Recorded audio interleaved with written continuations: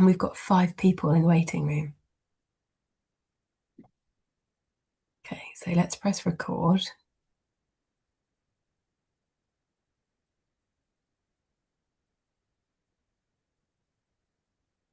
Perfect.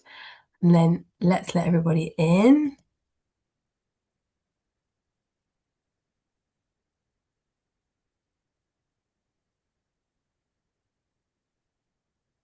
Okay.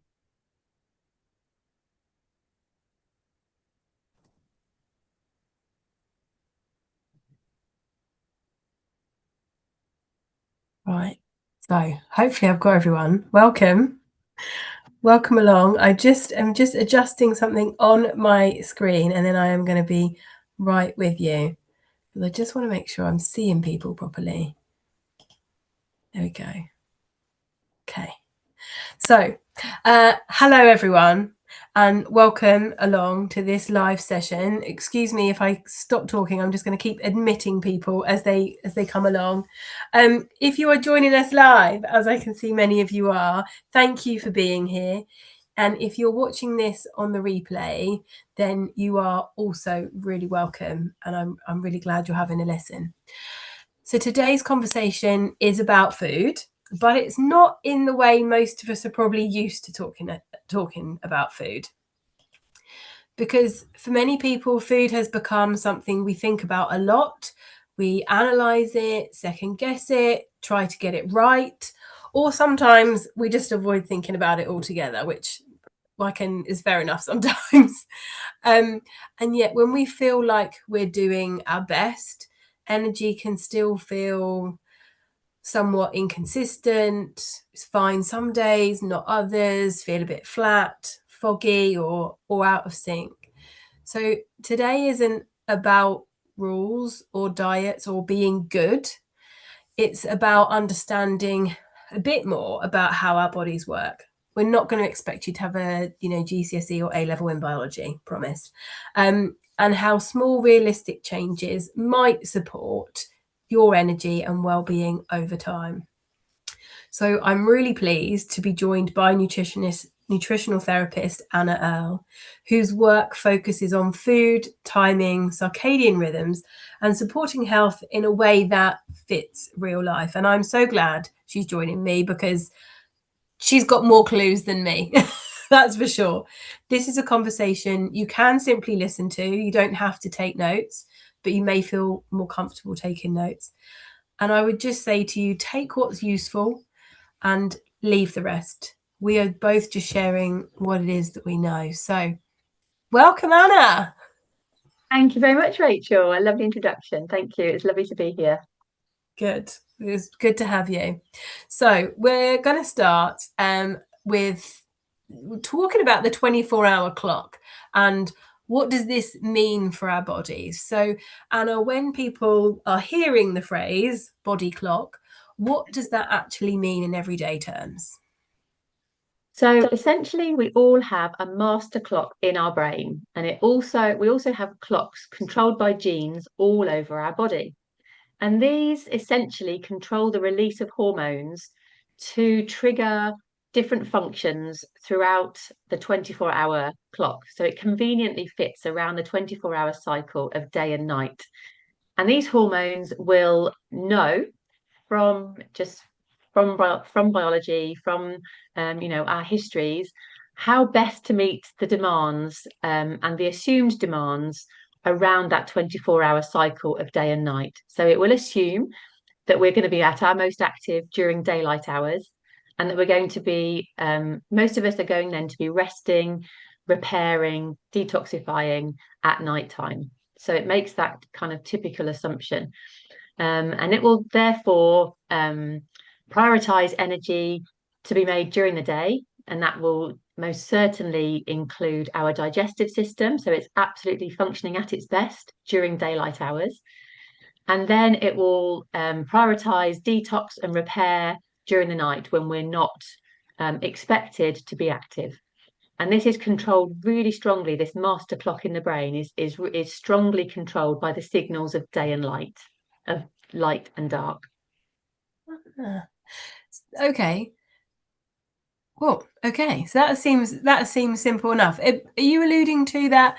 Um, it knows when when any hunger cues come in. Is it responsible for those things? Yep, it has a very strong link with our genetics, which control our appetite. So our feelings of fullness or our feelings of hunger, those hormones also are also on this circadian rhythm, this 24-hour clock Okay. cycle. Okay. So let me ask you the actual question that I'm supposed to ask you, which is how does food timing interact with that clock? Um, in Anna's background, she's done a lot with people who work shifts, and this is where our conversation originally started from, and how that can be really important. But the question here is, even for people who aren't shift workers, is this how does it interact? Is it still relevant? So ultimately, if I use the evening as an example, so as it starts to get dark in the evening, our eyes register that it's getting dark.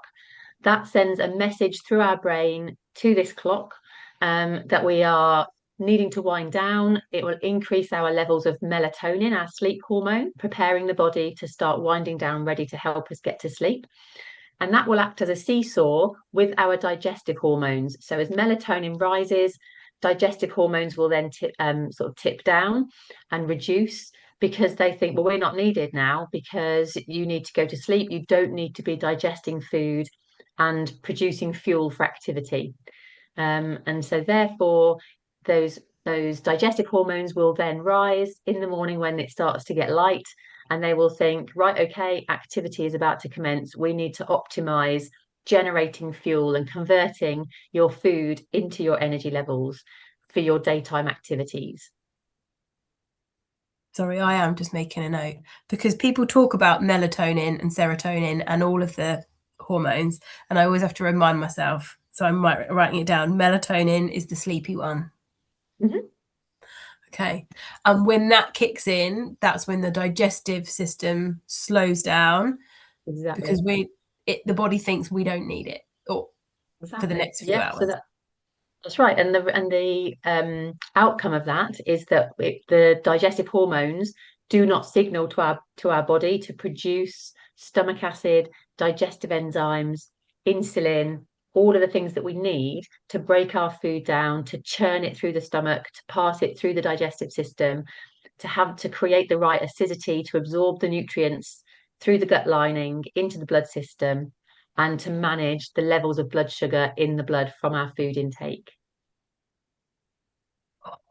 It's a lot, isn't it? Mm. I mean, it's really good, but you can understand why the marketing of food companies don't tell you all of this information. Exactly. And there are, so I used to do shift work. I didn't give a second consideration to the fact that I was trying to eat a kebab at 3 o'clock in the morning. I didn't think that I wouldn't have the digestive function there to break that meal down and convert it into fuel efficiently. It didn't ever cross my mind. As shift workers, we were never told that, did you know your digestive system is on a circadian rhythm? And it actually would make a huge difference to the long-term health of the 9 million people in the UK who do shift work. Yeah. Because from our conversation, shift work has an effect on your general lifespan, doesn't it? It can shorten it. Can do, yeah. But it will depend on how you manage that topsy-turvy wake sleep cycle and your digestive system and all of the other things that are on these different circadian rhythms. Yeah, because then we were talking a little bit about my career in a way because I start early and I finish late, and so it was I hadn't really considered that me eating particularly early might be bad, or that I have to like because I sometimes work at a lunchtime, so I have to eat my lunch around. Anyway, it's not here to talk about myself, but it's that interesting. Oh, I hadn't really considered what impact this is having on me. Okay. So, what are some signs someone might notice when their eating patterns are working with their body rather than against it? So ideally, if you're working in sync with your circadian rhythms, your internal body clocks, hopefully you will have a good overall level of health. Your energy levels will be relatively consistent throughout the day. That will also depend on your different food choices, obviously, as well, and the different nutrients that you're putting into your body. But if that aligns with the timing that you're eating, and that can also be influenced by your own individual chronotype, which is your preferred time of day or night to be at your most active. So everybody has a chronotype, and that can be influenced by your genetics. So you can't then force yourself perhaps to be a night owl if you're naturally a lark. So Rachel and I had a chat before this, and Rachel is an early bird, partly through her work, um, possibly that would be her natural body clock anyway. But I am much more of an evening type, a night owl. So I would choose to do my exercise more in the evening if I was given the chance. Evening types can be at risk of having their meals much later in the day. So we do have to think that it can become quite habitual to eat that evening meal later into the evening when it is getting dark. And so you might have to consciously shift your preference to eating slightly earlier. Morning types will often wake up hungry and want to eat quite early. Intermediate types or evening types may not wake up feeling hungry. So I would say don't force yourself to have an early breakfast if you don't really fancy it. But just make sure that whenever you do break your fast, it's with a nourishing plate of food. It's not that you then just graze on snacks because you've skipped breakfast, if that makes sense. Oh, so you can still have breakfast at 11 a.m. Yeah, you can have it whatever time really works for you, but you don't, but it's as long as you're having that nourishment, that nourishing plate of food, rather than going, well, I've skipped breakfast, so I'll just go straight to my mid-morning biscuits with my coffee instead. Yeah, which is tempting. Yes. Yeah, and I can understand why that happens as well. It's not. I'm trying not to be good or bad about it, but it's like it's factual. It's life. It can. It Yeah. is. And you said, what are some signs of that people might notice if their eating patterns are working against their body clock? So Hmm. unfortunately, they will be at higher risk of weight gain and of conditions like type 2 diabetes, because if you're eating when it is dark, if you're eating late into the evening or through the night, if you are a night shift worker, then if you're not using that all of that fuel efficiently, you're more likely to store it as fat until your digestive system kicks start in the morning when it's light, and it can then properly process that food. So it can just kind of lurk around a little bit and make you feel very sluggish because you're not digesting it fully. And also because your insulin production is not very optimal when it's dark, then your blood sugar is more likely to be imbalanced. So you're more prone to head towards the sort of pre-diabetes sort of symptoms if you're very regularly eating a lot of food overnight and late into the evening. That is so interesting. No one talks about that.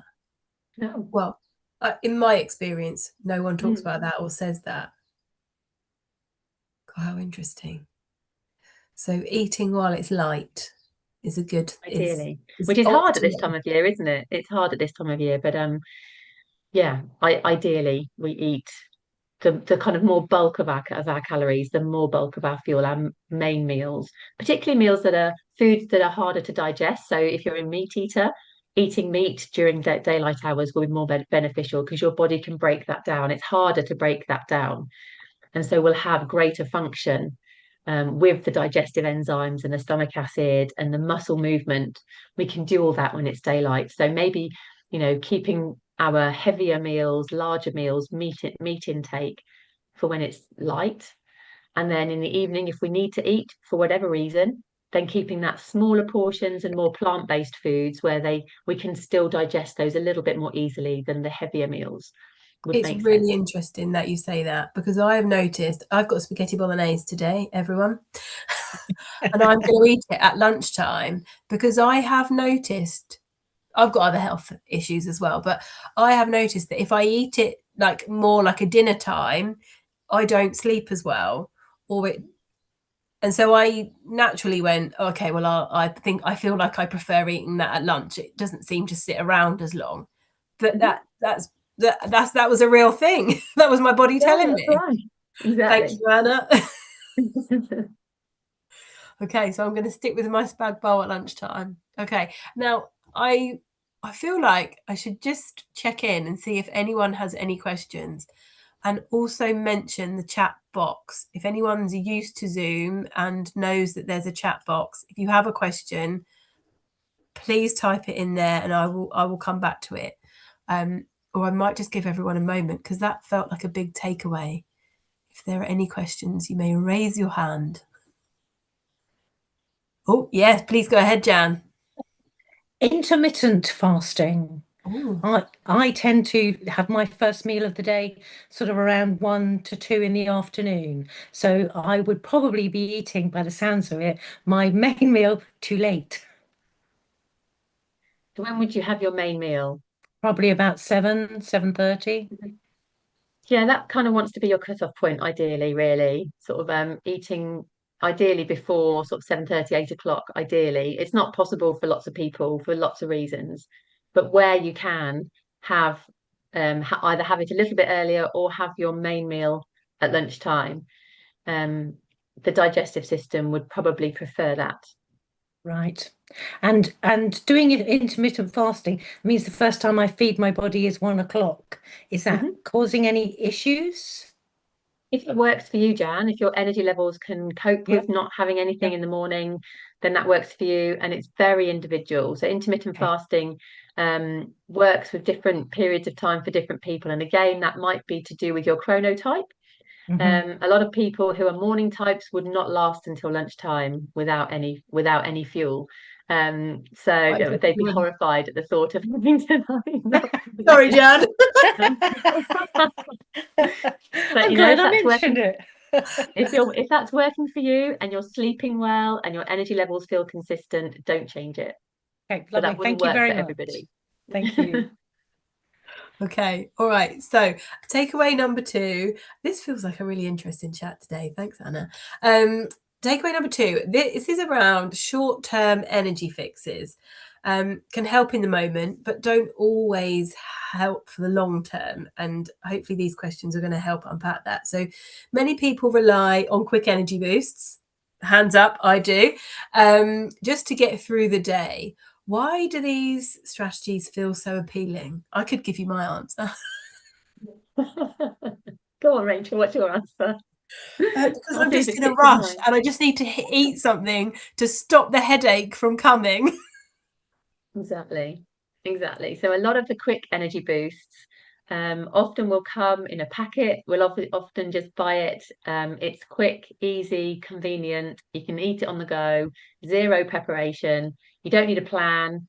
They're often comforting type of foods, satisfying. One of the big satisfying like sort of physical experiences from something that's packaged is that crunch, and it's a real thing. The body loves that crunch from some chocolate or a packet of crisps. You don't get that from a bowl of vegetable soup. So some people just don't find that satisfying as an as a really appealing alternative because you're not going to get that crunch. So it's sometimes thinking about how can I still have that crunch so that I feel satisfied but not needing to go for the chocolate and the crisps. So it might be something that's coated in some chopped up nuts. It might be something like that, or some ground up seeds that you've then coated something in, rather than a batter.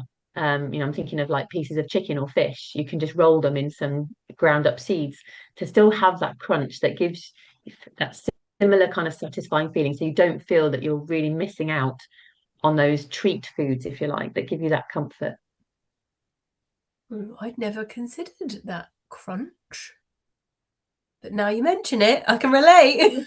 If you look at food adverts, the crunch is very loud on a food advert because people can really resonate and feel, yeah, I love that lovely satisfying crunch feeling.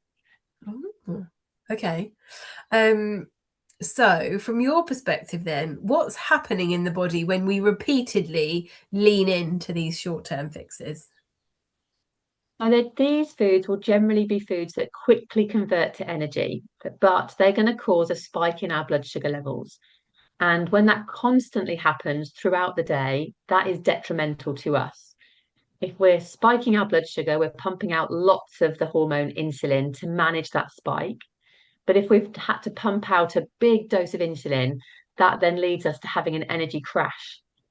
And when we're having a crash and we feel quite low and hungry and perhaps a little bit irritable, that drives us to have food cravings for another quick fix. So it might be a caffeinated drink that it might be sweetened as well. And all of these products also tend to be ultra processed. So they're not generally whole food based that we're reaching for when we want that quick fix. So they're going to have a lot of food like substances added to them, like emulsifiers, flavor enhancers, ingredients to prolong the life of that product. And these can cause issues internally with inflammation because the body doesn't fully recognize them as food. It knows that they are a food like substance, but it's not completely convinced that it's a whole food, that it knows exactly what to do with it and where to put it and how to process it. And so, this internal inflammation is our immune response protecting our body in case it's an enemy. And that can therefore trigger a whole host of internal health symptoms. Okay.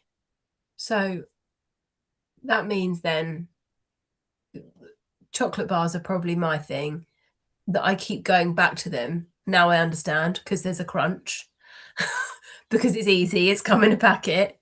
But when I do that once, I'm then setting myself up to do it again that day and potentially again that day.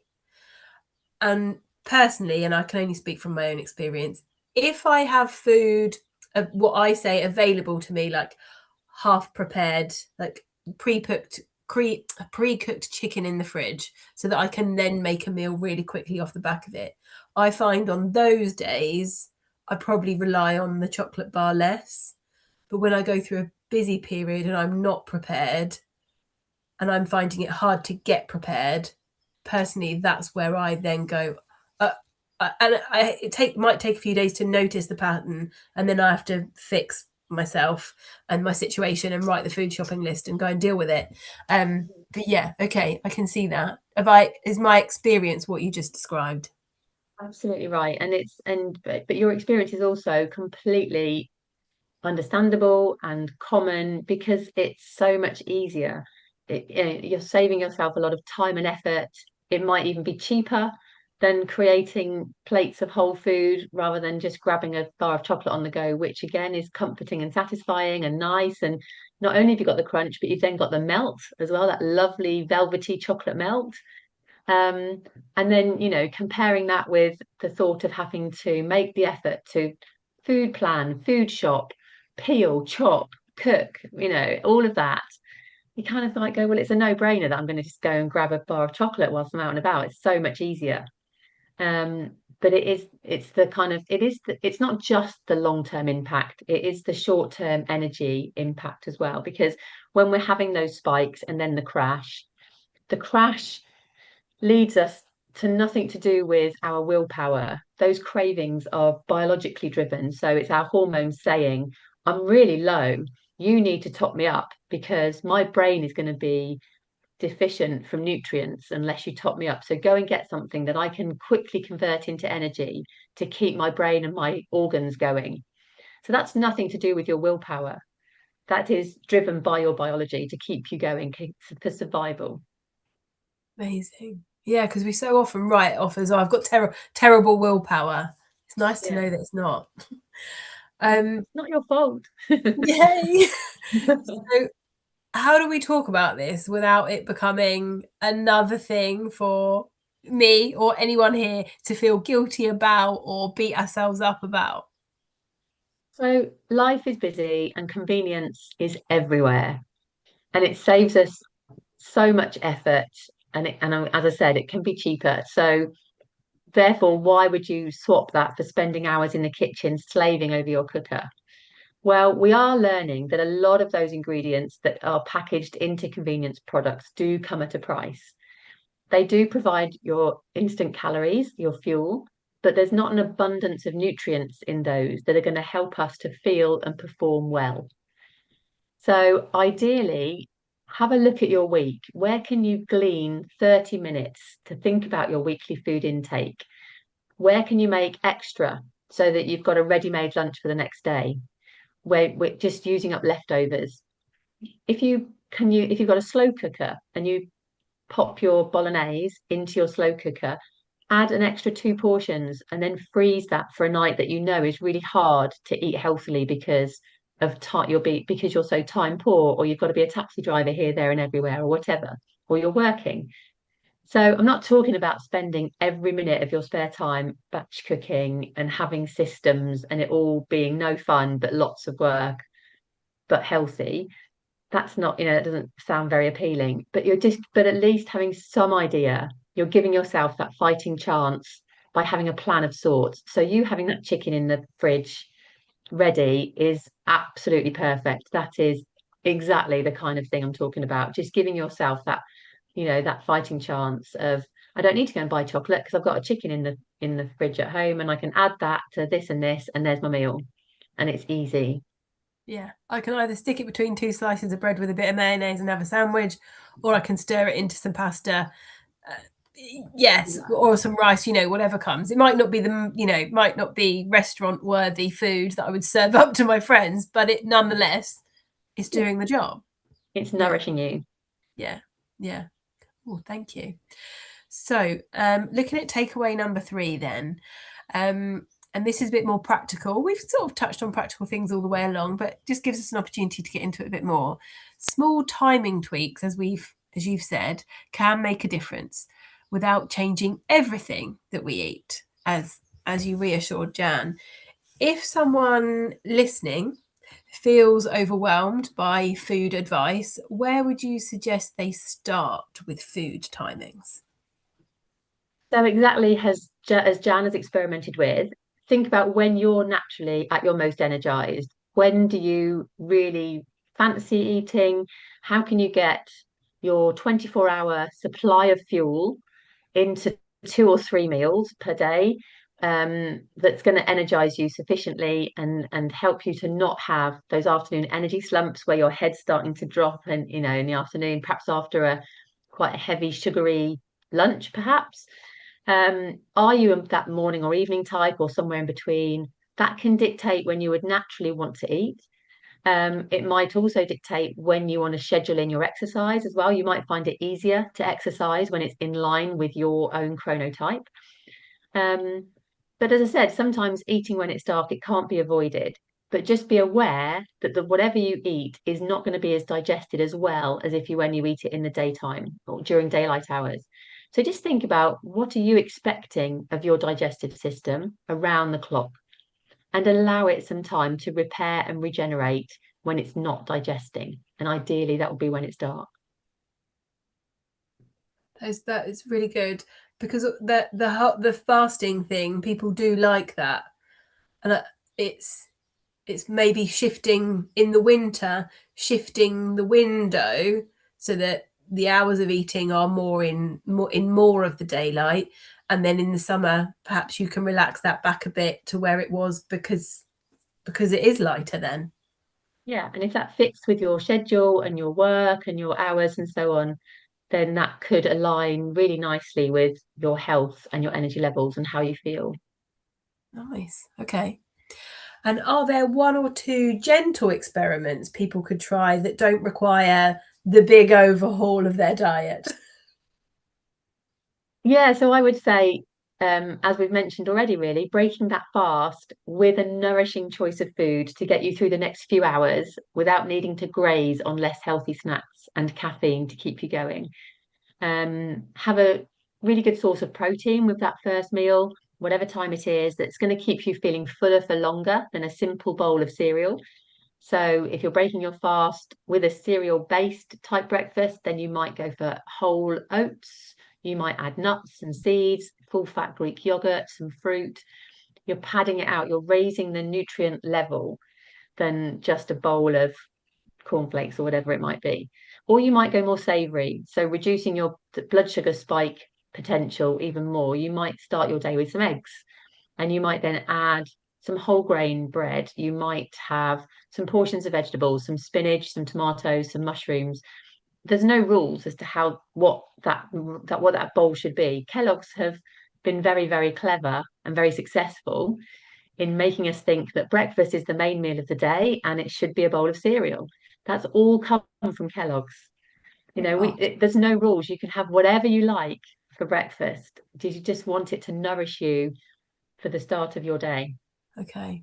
That's a really good piece of information. And also I wanted to pick up because we're using the word fast now in our language just now, but it doesn't necessarily mean that you're and tell me if I'm wrong, it doesn't necessarily mean that that fast period is just from when you go to bed to when you wake up. It doesn't have to be, because there are lots of fasting diets that come with their own bit of diet culture, but you're using it in the context of I've been asleep. It's the first thing I'm eating after having not eaten for a Exactly few right. Yeah, hours. I haven't eaten. I finished my last meal at 7 last night.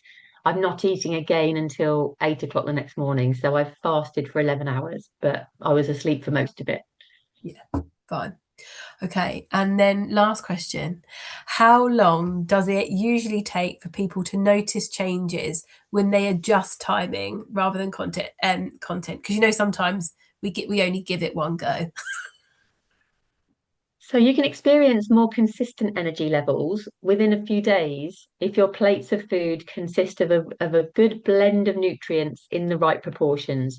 So the right proportions of your macronutrients, your carbs, your protein, your healthy fats, and then looking at your micronutrients from all your fibrous foods or your vegetables and fruit portions. If you're getting those in the right proportion, and you're not getting a regular blood sugar spike, then your energy levels will feel more consistent. You won't feel so sleepy after lunch, in particular, is a really good measure. Within days of just making some adjustments.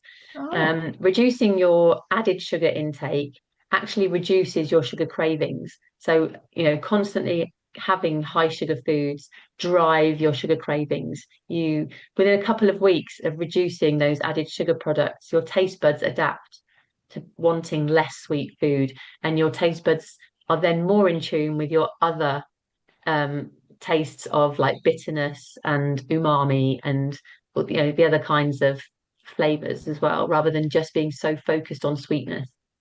oh, that's really interesting that it can happen. But to me, that feels quick. That feels, because I'm used to working with people in a physical way with exercise and trying to build muscle, and that actually takes potentially weeks and months. But actually, you're saying just a few experiments and trialing things, you could notice something food wise for your energy in a few days. Yeah.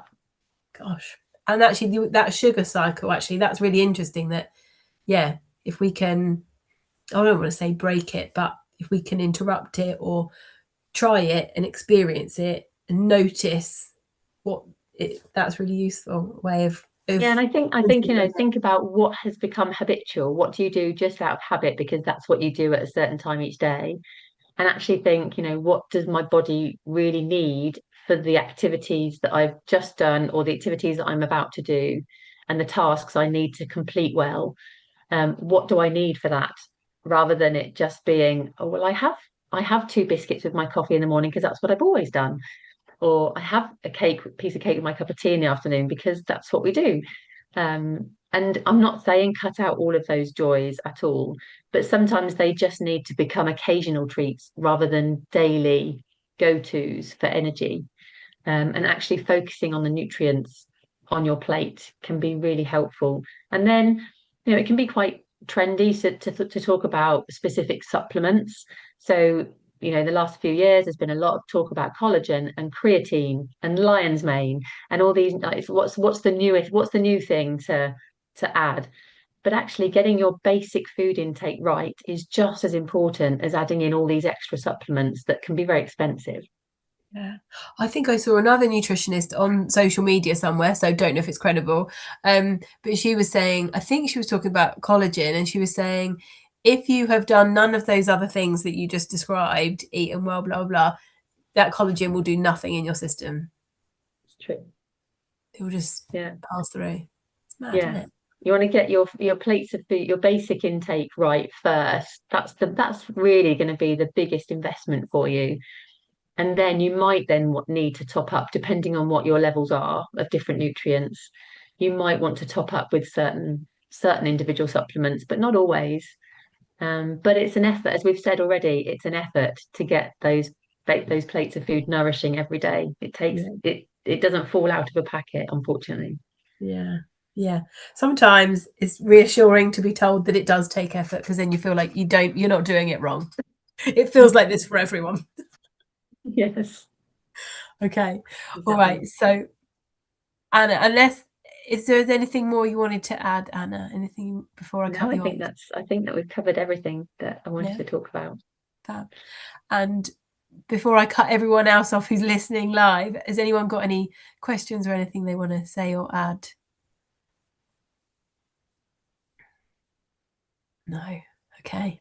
So in that case then, Anna, just before we really wrap things up, I'd really like to give you a moment to share a bit about the work you do, who you most help, and because I know that people listening will be thinking, this all makes sense, but what does support look like? I mean, we've sort of given people a good idea they could go and do some things, but if they did want some support, what would that be? Yeah, so I work in a range of different ways. I have a one-to-one private practice out of Surrey Holistic Centre in Godalming.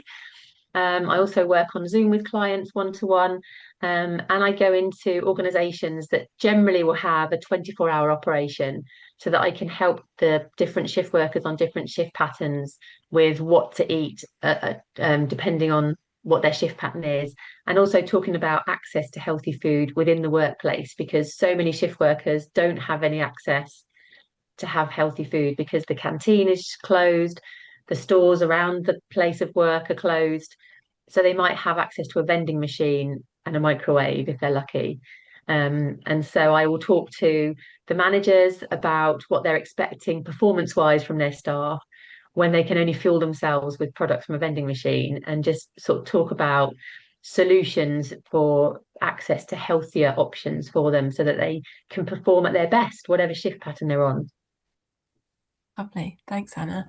And I'm just dropping in the chat box now, Anna, a link to your website. So if anyone wants to grab that and take a look and see, read more about what you're about, they absolutely can. I also just want to mention Linda, someone who's been listening along. She says, fantastic talk, illuminating. Thank you. And Joan, who says, thank you for an interesting chat. So Thank you. I hope it's been relevant, whether you're a shift worker or not. I hope it's been relevant anyway, because I think it's still relevant to busy people, and just to learn a little bit more about our digestion and getting the most from our food, the most from our nutrients.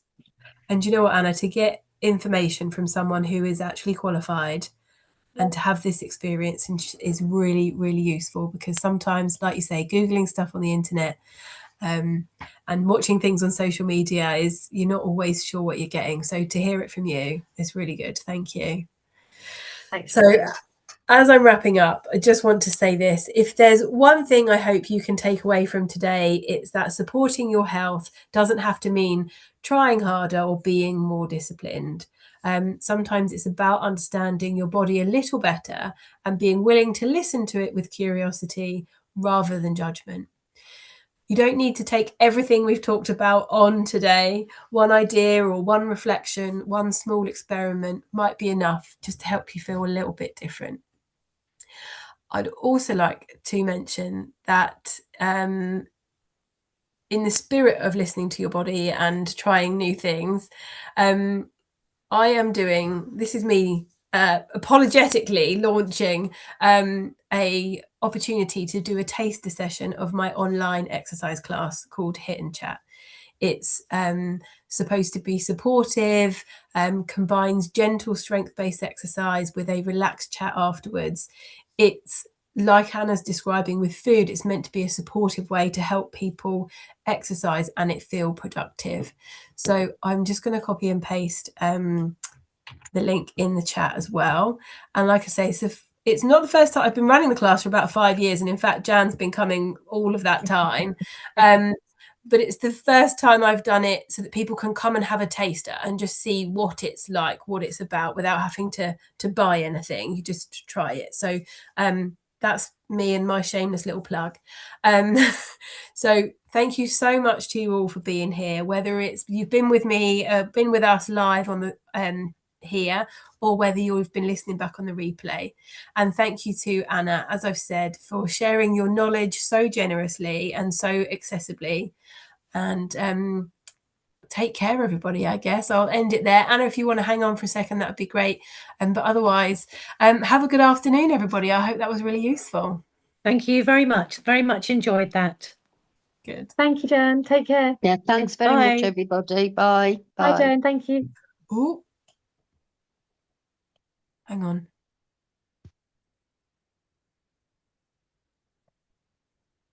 Okay.